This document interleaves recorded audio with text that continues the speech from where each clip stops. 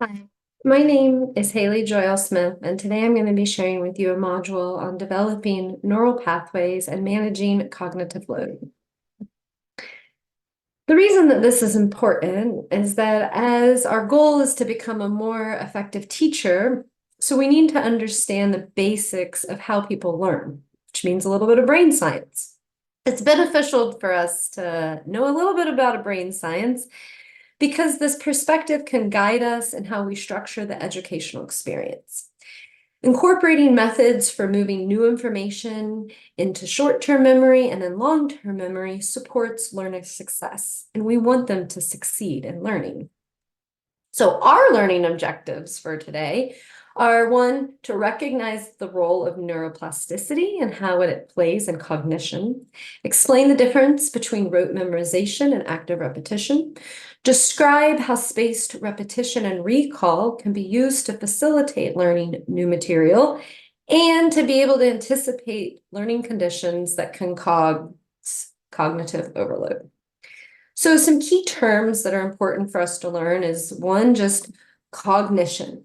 This is simply the mental action or process of acquiring knowledge and understanding through thought, experience, and the senses. So thinking, experiencing the world.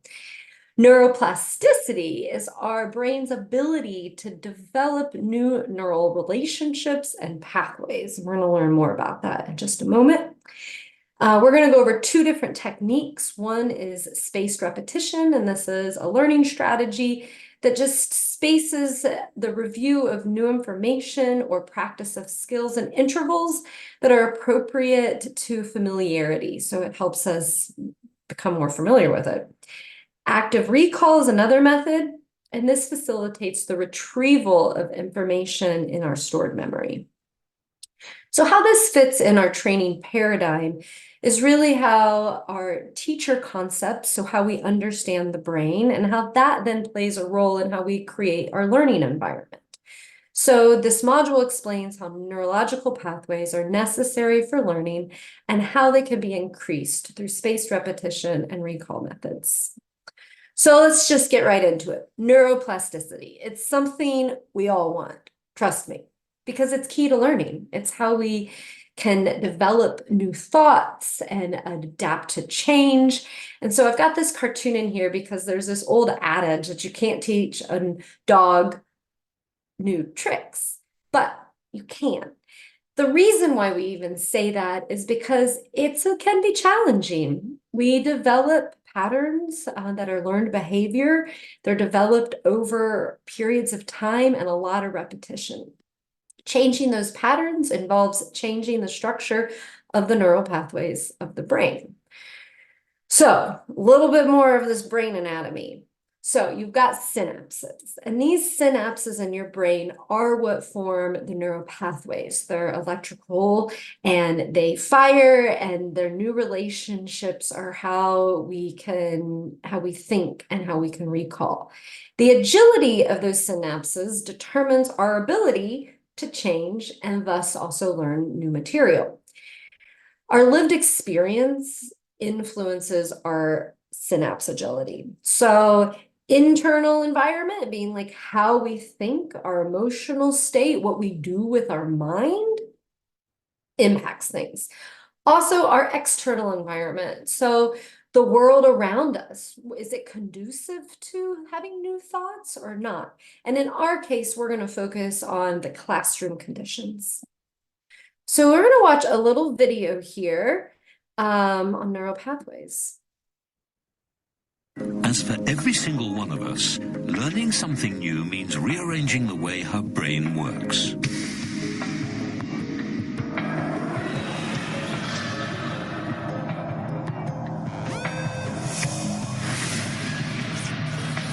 Our brain has an astonishing 100 billion neurons, or brain cells, all connected together. Learning is about creating and strengthening pathways through these neurons for impulses of electricity. But between each and every connection in our brains, there's a tiny gap called a synapse. For any of us to learn something new, the electrical signal has to jump across this gap to continue its journey.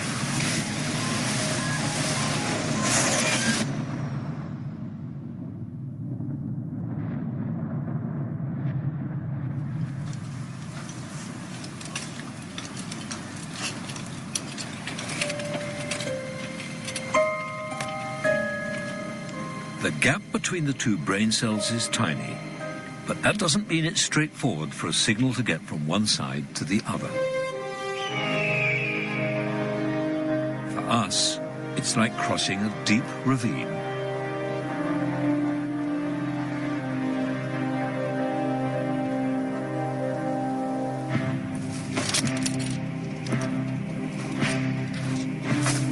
And getting from one side to the other should tell us something about the way we learn.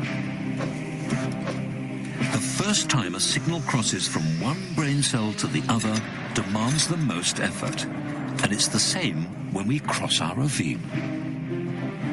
The first trip across is the hardest.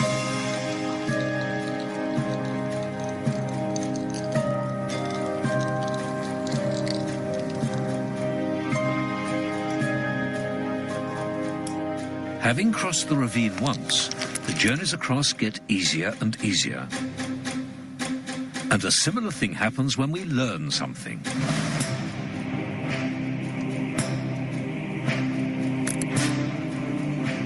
To start with, learning is difficult.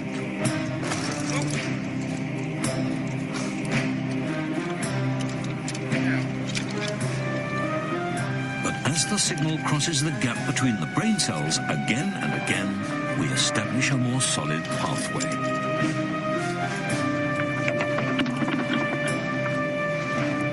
Sorry about that.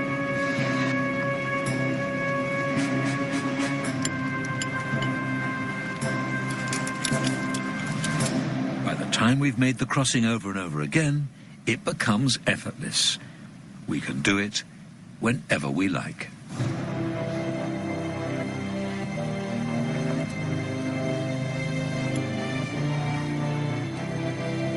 We've finally learned something.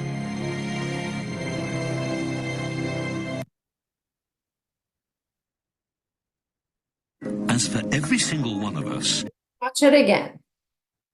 All right. So I hope that sort of gives you a good metaphor for thinking about how we learn new material, and also sometimes a little bit of sympathy and empathy for new learners. So how we can help learners bring new information into working memory, one technique is called spaced repetition. Now, spaced repetition is active. It means that it's creative and engaging. You want to sort of time it out according to familiarity, which means that if it's not very familiar, you may want to do it more often. And if it's something that's becoming more familiar, then you can go longer periods of time. These promote memory, this activity. So here on the left, you can see our Bart Simpson. It's like more creative. What it is not is just rote memorization. This is sort of boring repetition. It can work, right? I mean, you just say something over and over and over enough, and eventually it'll stick. But it can also stunt learning because the brain is only thinking about it as one particular chunk of information without understanding how that information is built into a system of information. So I wanted you to take just a moment and think about what is something that you have memorized now, like you just totally know it. And then I want you to think about, do you remember how you worked through the process of memorization? And then lastly, did it involve needing to repeat something over and over? So just take a second and kind of get an idea in your head of something that you may not have even thought about how you had to memorize it. Or maybe there's something that you have a very clear memory of how you ended up memorizing something. All right, you can hold on to that. And if you thought about something in your personal life, that's completely fine. But soon we're going to talk about specifically QMRA. So there's different types of how we are going to be retrieving that information. This is called spaced recall. So recall and retrieval are synonymous with each other. This is a short-term memory thing, and it can also be a long-term memory thing. There's 3 types of recall. The first one being serial recall. This is just the sheer order of something. So it would have to be, for instance, your phone number or maybe your social security number, something that it's in a very specific order. There can also be free recall, whereas something like it doesn't really matter what order it comes in. It just needs to be that you have all of the actual pieces in place.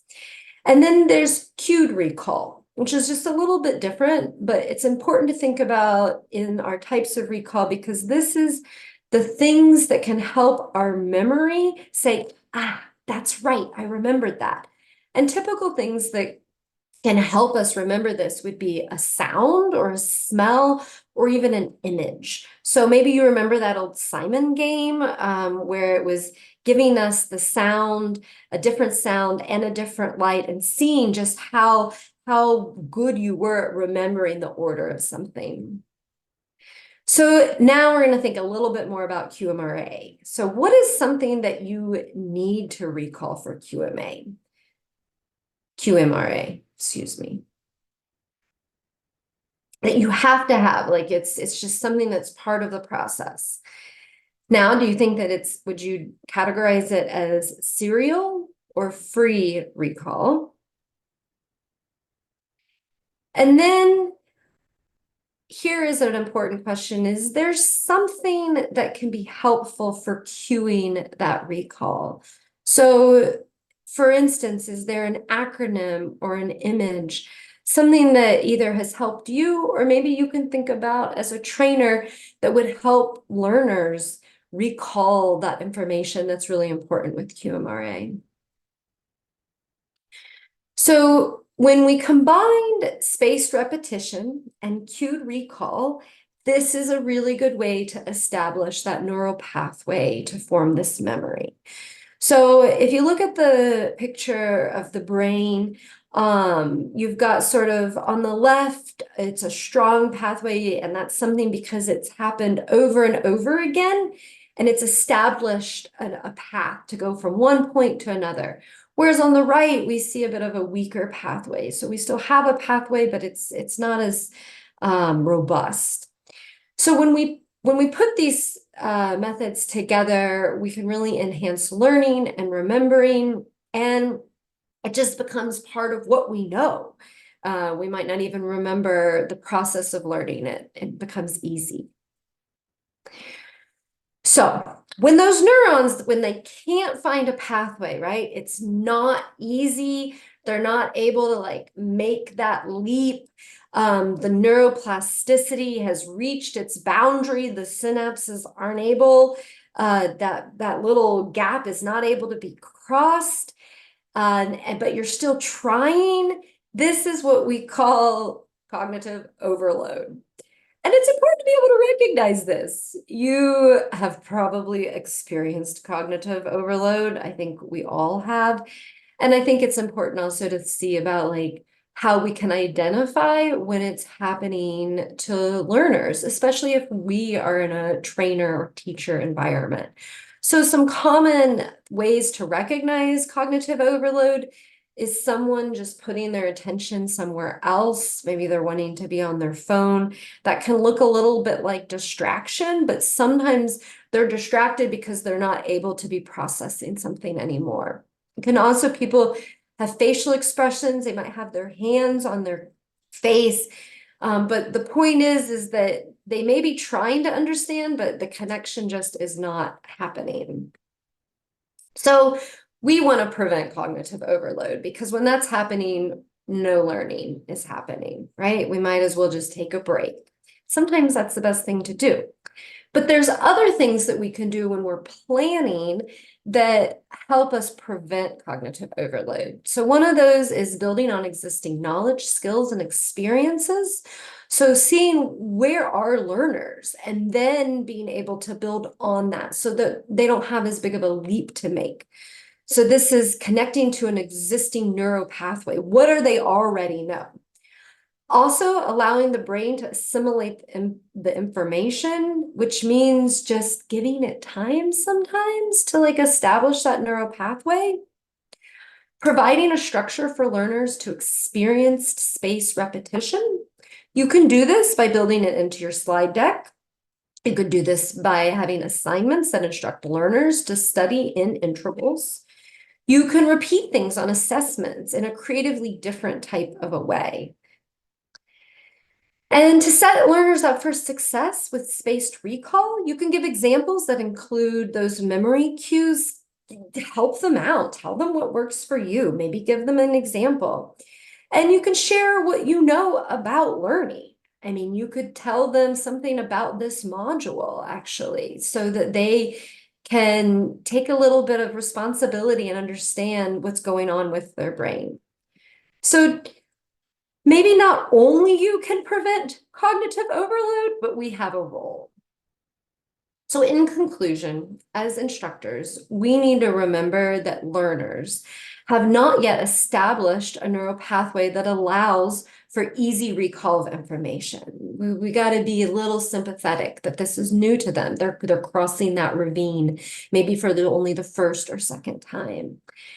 We also need to remember that there are methods that can help learners process information into working and then long-term memory. And two of those methods are the spaced repetition, which is active and creative, not just rote memorization, and then spaced recall, which is using those cues to trigger memory, thinking about how to retrieve that information. And then finally, learners experience cognitive overload when too much information is presented under conditions that are not conducive to assimilation of existing neural pathways. Thank you.